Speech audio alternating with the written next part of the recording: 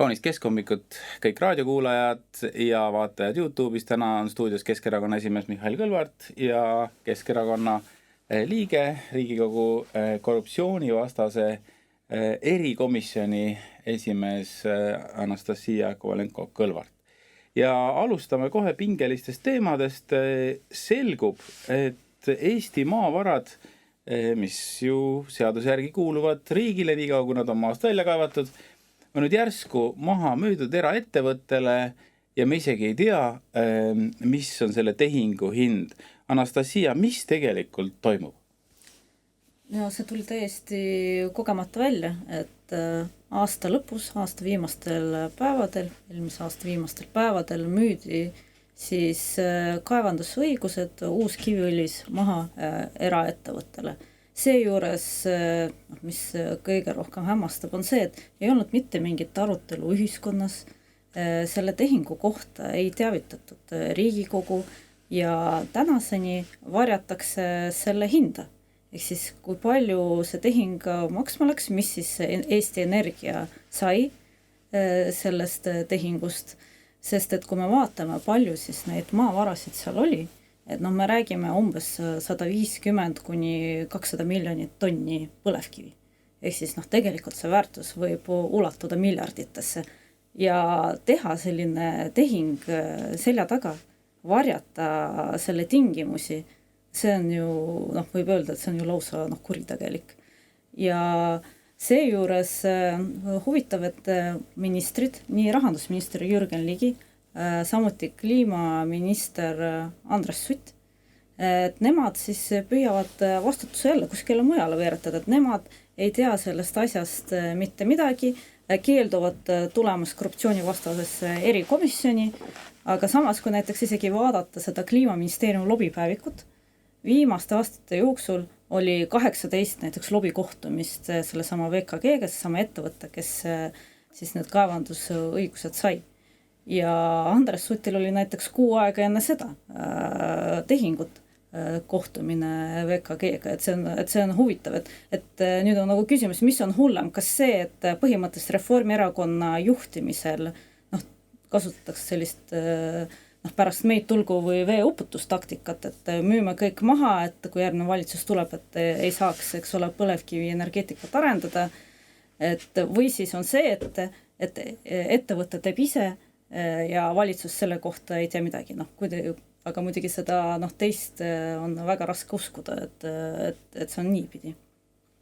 Mihhail, kuidas on võimalik, et vahetult enne valimisi tehakse selliseid ülisuuri tehinguid, selle sisu ei ole ühiskonnal üldse teada?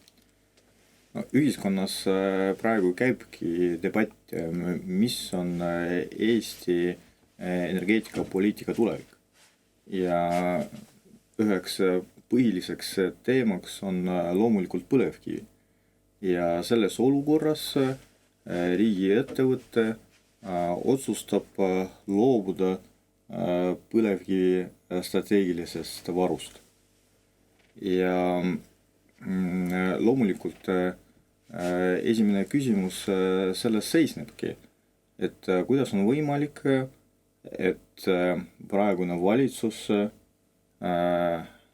aasta enne valimisi teeb otsuseid, mis mõjutavad meie tulevikku järgmised 30 aastat. Sest see põlevkivi varumaht, mis on selles kaevanduses, on miinimum 30 aastaks. Loomulikult iga valitsus saab teha otsuseid, aga ma tuletan meelde, et praeguse valitsuse toetus on 10 kuni 12%. Aasta pärast on valimised ja me ei räägi mingist valimisperioodist. Me räägime riigi energiajulgeolekust, me räägime tegelikult majanduse tulevikust ja nüüd me oleme olukorras, kui aasta pärast võib juhtuda, et energeetika valdkonnas uus valitsus ei saagi midagi otsustada, sest selleks puudub ressurss. Selleks, et taastada põlevkivi energeetikat täies mahus, selleks on vaja, et oleks põlevkivi riigi omandis ja riik saab selle ressurssi ka vastavalt kasutada. Ja kui seda ei ole, siis ei ole ka midagi otsustada. Ja võib-olla see ongi kõige suurem küsimus, et millega oli tingitud selline otsus. Nüüd, kui suurem osa põlevkivi varust on maha müüdud, üks kaevandus on kinni pandud, et see otsus on ka tehtud, et Narva kaevandus läheb kinni, seda konserveeritakse ja jääb Eesti Energia käes ainult üks kaevandus. Ja selle kaevanduse reserv on maksimum 10-15 aastat. Ehk siis see juba tähendab, et nende otsustega on sisse kodeeritud Eesti Energia julgeoleku perspektiiv. 15 aasta pärast riigi käes põlevkivi ressurssi ei ole. No ja siis järgmine küsimus on loomulikult, aga kelle huvides on? Et kui täna meile püütakse rääkida sellest, et taastuva energiaga saab tagada 100% elektrit, mis on nii odav kui ka kättesaadav. Ja sel talvel veebruarikuus keskmine elektrikulu oli 1570 megavatti. Sellest pool me saime tänu põlevkivi energiale ja pool oli sisse imporditud Soomest. Ja ainult 0,26 megavatti on saadud tuleparkidest.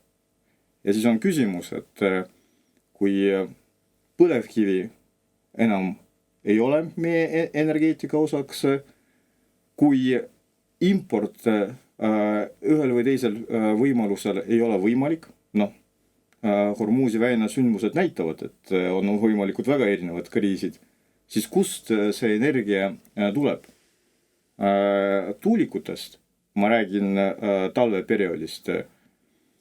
Loomulikult siis saabki öelda, et ehitame siis Eestimaa tuulikutega täis.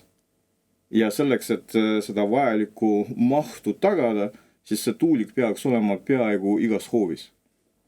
Sõna otseses mõttes. Ja sellega saab muidugi täna õigustada, miks riik maksab investeeringut kinni, miks riik tagab põranda hinda, ehk siis see on nullriskiga äri. Ja nüüd saab muidugi öelda, et kuna põlevkivi energeetikat enam ei eksisteeri, siis riik suunab raha sinna, kus on ärihuvid. Minu arust on Eesti riigil üks väga suur probleem. See on see, et kui ma ei oska mingisuguse varaga kohe midagi peale hakata, siis tuleb ta kiiresti maha müüa, ära realiseerida. Siin on erinevad ministeeriumite hooned vanalinnas, nii edasi. Aga ma arvan, et selle põlevkiviga on väga sarnane lugu nagu nende vanade tehase hoonetega, mis on leidnud täiesti uue funktsiooni ja kui nad oleks ära lammutatud, siis neid kihvte keskkond ju tegelikult ei oleks. Maavaradega võib olla täpselt samamoodi, sest ma arvan, et põlevkivi võib leida tulevikus ka täiesti teise funktsiooni, et isegi kui täna seda nii palju ei kasutata, siis võib-olla homme on teda teistsugusteks keemilisteks protsessideks väga vaja.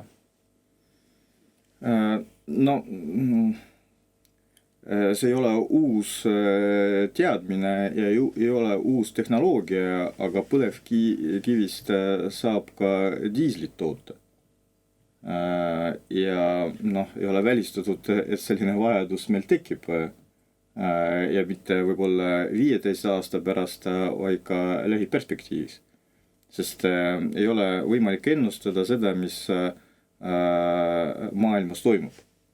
Aga kui rääkida tehnoloogiatest, siis tegelikult tal tekkis tehnoloogiad on olemas. Rääkimata sellest, et Eesti on ainuke maa, kus juba 100 aastat tegeletakse põlevkivi tehnoloogiatega. Ja uued tehnoloogiad, mida riik millegipärast ei soovi rakendada, annaksid võimaluse põlevkivi energeetikat teha puhtamaks ja efektiivsemaks. Aga sinna millegipärast riik ei taha investeerida. Et Haridus-Teadusministeerium isegi ei soovinud finantseerida teaduskonda, mille nimetuses on sõna põlevkivi. No see on ju absurd. Ja tegelikult see võrdlus minu jaoks ei ole päris korrektne, et see põlevkivi ei ole mingi vana hoone, vana linnas, millega keegi ei tea, mida teha. Juba praegu on teada, mida sellega teha ja see vajadus on aktuaalne ja tulevikus samamoodi. Aga millega ma olen nõus, et tõepoolest tänane valitsus, riik ei taha sellega tegeleda ja ei soovi ka kompetentsust selles küsimuses laiendada. Nii, aga siin, jah, tahtsid täiendada? Just selles osas on ka oluline moment, et tegelikult Eesti Energia omaniku ootustes on kirjas see, et üks eesmärk on ikkagi maavarade väärindamine ja otsida seejuures uusi tehnoloogiaid ja lahendusi. Ja siin nagu tekibki vastuolu, et kuidas on võimalik, et Eesti Energia juhtkond räägib, et meie lähtume omaniku ootustest ja siis põhimõtteliselt müüakse need varud maha. Ja siis tekib nagu küsimus, et kes siis ikkagi see omanik on, sest et riigi ja rahva huvides sellised otsused ei ole, et kas siis omanikuks vahepeal ikkagi sai Reformierakond, kes on siis oma sellist poliitikat peale surunud, kes surub peale poliitikat, mis on konkreetsete siis ärimeeste huvides ja isegi tegelikult õiguskaitseorganid on juba välja toonud eraldi ohuna, et lobi, mis tuleb taastuv energiaettevõtjate poolt, on väga ohtlik, et see on juba ohtlik ka majandusele, et see on lausa õiguskaitseorganite juba raportites välja toodud. Ja veel nagu on üks huvitav asi kogu selle kaasuse juures, et Eesti Energia käis kohut aastaid selle sama eraettevõttega VKG-ga nende kaevandusõiguste pärast, sest arusaadav eraettevõtte tahtis ka endale kaevandusõigusi. Aastaid käidi kohut, Riigikohtuni välja.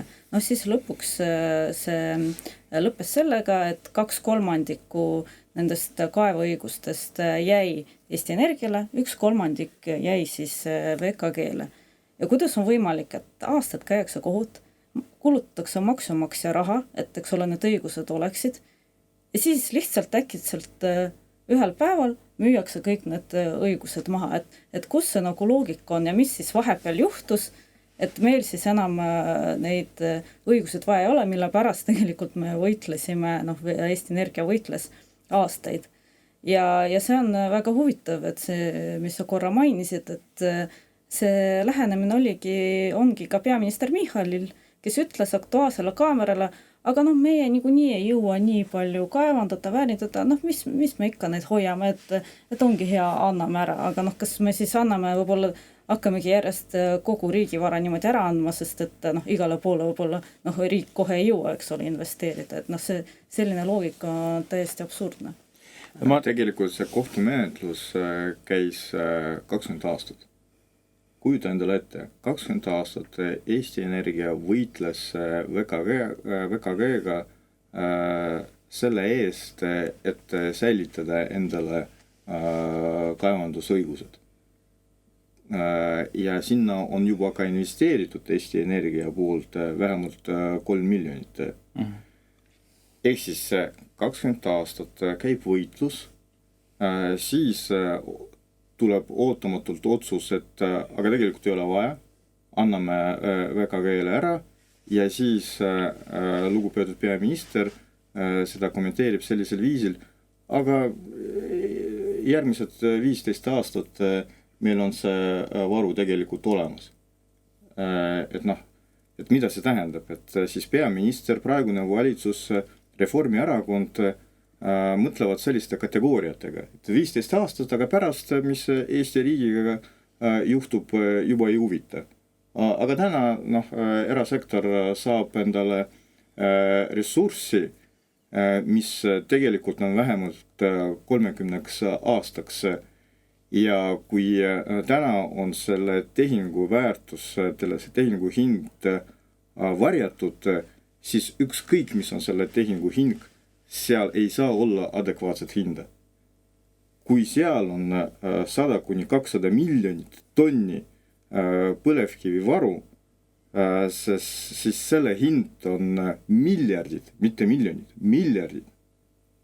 Ja loomulikult sellise... Aga rikkal firmal ei ole ju midagi need miljardid välja käia, kui vara on veel suurem. Ei, ma olen kindel, et firma jaoks, erafirma jaoks see on sajandi tehing. Ükskõik, mis see summa oli. Ja ma olen 100% kindel, et see summa ei olnud adekvaatne. Sest kui see oleks adekvaatne, miks siis valitsus ei ütle välja, et vaadake, kallis Eesti rahvas, et selline Eesti riigile kasumlik tehing, nüüd meil eelarves on täiendavalt miljard või 2. Et siis seda võiks sellisel viisil lahti seletada. Meil on praegu teised prioriteedid, operatiivselt on vaja raha julgeolekuks ja nii edasi. Aga ei, keegi ei räägi, kui palju see läks maksma. No mulle tundub, et seal on üks väga suur probleem ka see, et Eesti riigis on olemas väga tugev rahulolematus kütusehindadega, elektrienergia hindadega, kõikide nendega ja meil on lastud ära hävida üks, ma arvan, Euroopas lipulaevaks olnud tööstusharu. Ja kõige küünilisem on see, et ministrid, lugupeetud Jürgen Ligi ja peaminister räägivad, et esiteks, et tegelikult maavara on jätkuvalt riigi omandis. Et ärge muretsege. Maavara on riigi omandis ja ei ole midagi muutunud. Loomulikult on maavara riigi omandis nii kaua, kui see on maa sees. Aga seda nad ju müüsid, et kaevandusõigused ongi müüdud. Ja sellest hetkest, kui see maavara ei ole enam maa sees, siis selle omanik on see, kes seda kaevandab. Ja teine küüniline argument seisneb selles, aga kui me ei müüks, siis VKG-s firma kaotaks töökohti. Kuulge, et millest te räägite? Te hävitate põlevkivisektorit, kus oli kuni 5000 töökohta otsesektoris, pluss kuni 15 000 töökohta seotud sektorites. Kokku 20 000 töökohta regioonis olid seotud põlevkivi sektoriga. Ja riik praegu teeb kõik selleks, et seda hävitada. Ja nad ütlevad, et kui me seda ei teeks, siis võib-olla VKG peaks loobuma mõnedest töökohtadest. Et see on see loogika. Aga siit me teeme õiglase ülemineku täpselt samasugustele keerulistele teemadele. Ja Anastasia, ma saan aru, et see õiglase ülemineku teema Eestis on ikkagi päris ebaõiglane.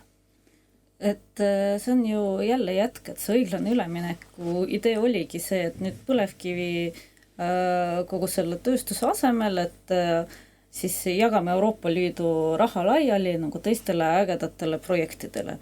No ja korruptsioonivastane erikomisjon on juba pikalt uurinud ühte sellist ägedat projekti, kus siis, millest sai siis räägitud, et oli siis üks projekt, ja selle jaoks, et saada maksimumtoetus, jagati projekt 3, loodi 3 täiesti uut ettevõtet 10-päevase vahega ja saadi maksimumtoetus igale ettevõttele 13 miljonit, kokku 39 miljonit. Mitte ükski teine projekt ei ole saanud sellist toetust. Ja siis tuli välja, et projekt on seotud Eesti 200 poliitikutega ja mis on kõige nüüd huvitavam ja markantsem, et sel aastal nad pidid juba ehitama üles tehase Sillamäele, see pidi olema tekstiili töötlemise tehas, mitte midagi ei ole siiamaani tehtud. Ei ole isegi ehituslubasid taotletud. Tuli välja, et tehnoloogia, mille alusel siis kogu selle taotlus esitati, et isegi see tehnoloogia ei olnud tõendatud. Ehk siis tegelikult kogu see nii-öelda PowerPoint esitlus, mis oli, et see oli bluff. Aga vaatamata sellele kõigele, nüüd neile pikendati tähtaegsid, et minister Erkki Keldo võttis vastu määruse, et pikendab tähtaegsid aastani 2029. Kuigi mitte midagi ei ole loodud, tehnoloogia pole tõendatud ja tavaliselt sellistel juhtudel võetakse rahad ära ja jagatakse laiali. Ja nüüd kõige huvitavam moment. Äkitselt sellest aastast on ühe selle ettevõtte juhatuses, mis sai selle maksimumtoetuse, endine Eesti 200 majandusminister Tiit Riisalo. Et kuidas ta nüüd sinna sattus? Ja tema oli see minister, kes omal ajal, kui ta oli ametis, võttis vastu otsused, mis puudutasid just seda õiglase ülemineku fondi. Erinevad reeglid, ta tegi taotluse reeglid lihtsamaks, aga veel mis ta tegi, ta tõstis toetuse mahtusid. Ehk siis näiteks tema otsus oli see, et 10 miljoni asemel maksimum toetus võiks olla 13 miljonit. Võttis vastu selle määruse ja nüüd täna ta on äkitselt ühe selle ettevõtte juhatuses, mis selle maksimum toetuse sai. Ja muidugi, kui me kõik need argumendid esitasime korruptsioonivastase erikomisjoni istungil, ei ministeerium ei näinud selles probleemi, ei näinud probleemi selles, ei saa ametnikud, need, kes jagavad neid toetusi. Ja lõpuks, kuna minister Erkki Keldo ei julgenud tulla komisjoni istungile, et nagu ka muidu kõik need Reformierakonna ministrid, et ma küsin tal otse täiskogu istungil Riigikogu suures saalis selle kaasuse kohta. Ja mitte ühtegi normaalset vastust seal ei tulnud. Ma küsisin, mille alusel te tegite selle otsuse, et te pikendasite tähtaegasid.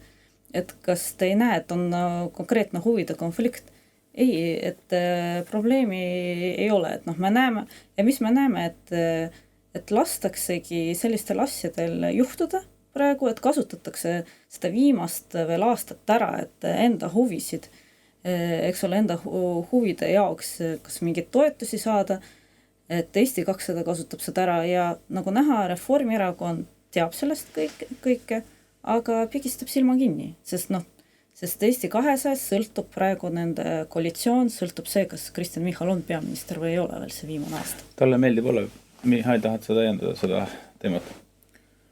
Ei laiemas plaanis nimetatud õiglane üleminek ju tähendab seda, et Euroopa käest on saadud 350 miljonit selle nimel, et oleks hävitatud põlevkivisektor. Põlevkivisektor, mis teie riigile ainult keskkonnamaksudega need samad 300 miljonit aastas. Et rääkimata töökohtadest, rääkimata energiajulgeolekust, rääkimata sellest, et see oli Eesti jaoks, mina väidan, kõige olulisem majandusharu. Ja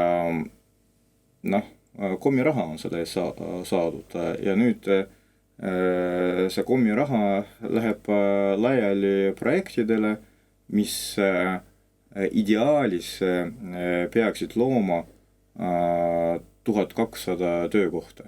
Ehk siis 20 000 hävitame ja 1200 saame vastu, aga kas seda ei tule? Kas seda ei tule? Sest see, kuidas see raha oli pudistatud ja jagatud, juba praegu on arusaadav, et suurem osa või suur osa nendest projektidest ei realiseeru. Aga siit läheme meie juba saates selliseks läbivaks teemaks kujunenud presidendivalimiste juurde ja nagu me enne saadet rääkisime, siis tegelikult 20 aastat ei ole nii intensiivselt presidendivalimiskampaaniat Eestis olnud, viimati oli see siis, kui kandideerisid Toomas Hendrik Ilves ja Arnold Rüütel ja nagu Toomas Hendrik Ilves on siin viimasel ajal intervjuudes öelnud, siis talle üllatuseks ta kogemata saigi presidendiks, et ta ei arvestanud sellega, ma arvan, et see oligi selline... Ja nüüd tema ettepanek, et kogemata võiks saada ka Kaja Kallas presidendiks. No ta siiski viitas sellele minu arvates, et Kaja on juba Eestist läinud, aga et kedagi tema sarnas, kes saaks siis kas haamri või kingaga vastu lauda lüüa ja öelda, et tegelikult asjad on nii.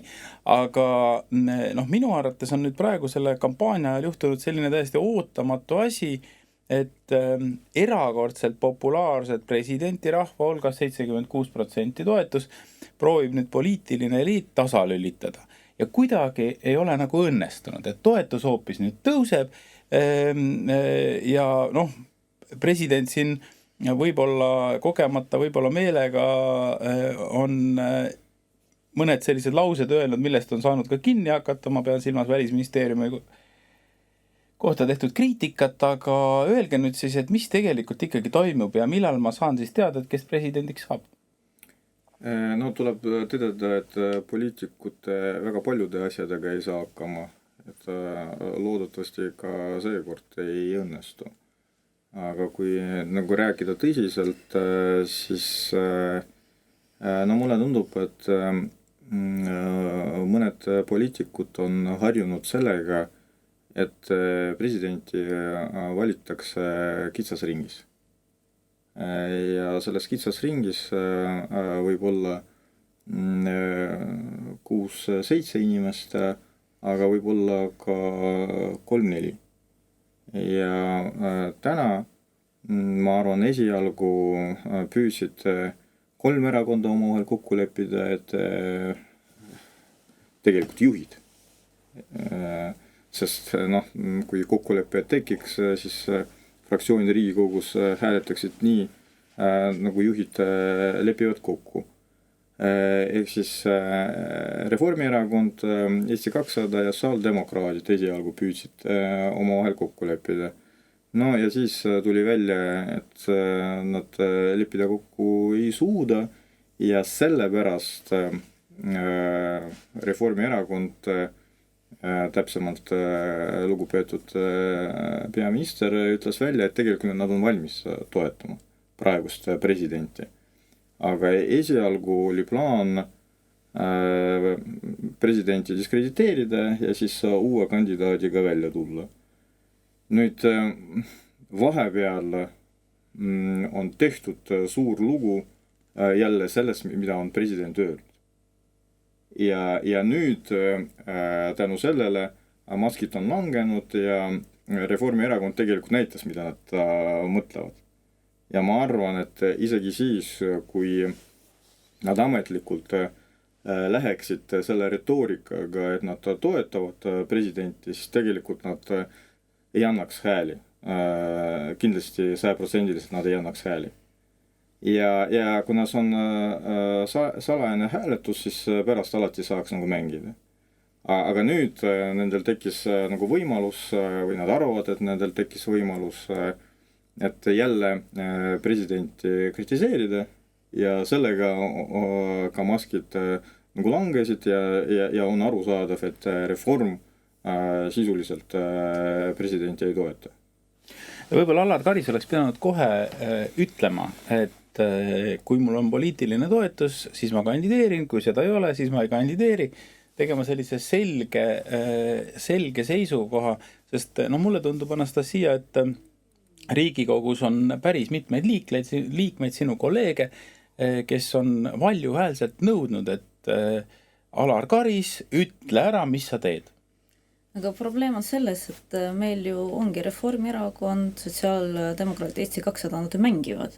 Et oli ju ka vanemate kogu, kus oli selgelt nagu palve, et öelge palun välja, et kõik erakonnad võiksid välja öelda, kas te toetate president Allar Karist või mitte, et tegelikult Keskerakond ütles kohe esimesena selle väga konkreetse seisukoha välja, et meie toetame Alar Karist võiks kandideerida, et noh, siis pärast seda tuli Isamaa järgi, aga kui vaadata nüüd, mida teevad koalitsioonierakonnad, siis nad ju ongi meelega vait, sest tegelikult ja isegi kui nad ütleksid, et nad toetavad, siis see oleks ju ka bluff ja ma arvan, et president saab sellest aru. Ja probleem on tegelikult kogu selles olukorras, et Riigikogu valimised on väga lähedal ja vahepeale jäävad just need presidendi valimised. Ja see ongi see koht, miks see kampaania võib muutuda veel mustemaks, veel palju karmimaks, sest praegused valitsuserakonnad kindlasti kasutavad seda ära, et tehagi läbi selle oma valimiskampaaniat, et kuidagi läbi selle reitingut tõsta, ehk siis praegu on see, et nad üritavadki vastanduda, aga kuna president on populaarne, siis see vastandumine ei ole tegelikult neile midagi andnud ja teine, mida nad siis püüavad ikkagi leida veel mingisuguse populaarse kandidaadi, keda panna siis ka vastanduma Alar Karisele. Et ma arvan, et see, kui tegelikult Riigikogu valimised ei oleks nii lähedal, siis ma arvan, olukord oleks teine.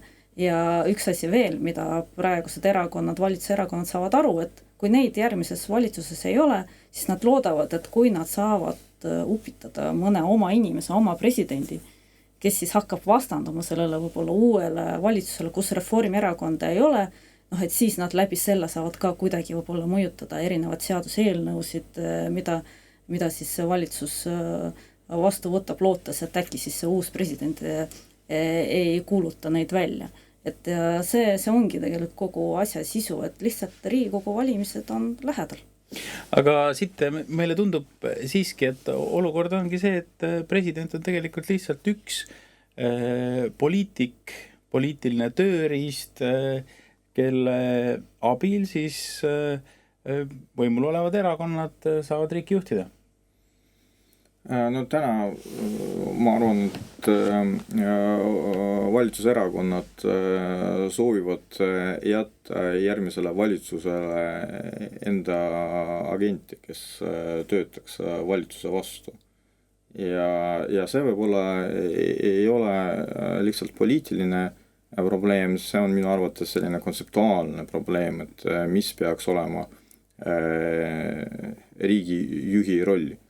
Ja mina jätkuvalt arvan, et riigijuht ei saa olla ühe või teise erakonna esindaja või siis ideoloogia esindaja. Jah, loomulikult ideaalis presidendi roll on eelkõige Eesti rahva esindamine, sealhulgaks ka rahvusvahelisel areenil ja eelkõige presidendil on rahva ühendaja roll. Selle viimasega ma olen väga nõus, aga ma tahaks võib-olla ümber lükata kaks olulist sellist levinud arusaama presidendi rollist. Üks on see, et ta peab olema suunatud väljapoole Eestit, tegelema põhiliselt välispoliitikaga. Me näeme, et tegelikult isegi suurriikide juhid ei suuda välispoliitikaga tegeleda, Donald Trump ei kuula ei Mertsi, ei Macroni, teda ei huvita ja teine väga oluline küsimus on see, et kas ta peab olema erakonnaga seotud või mitte.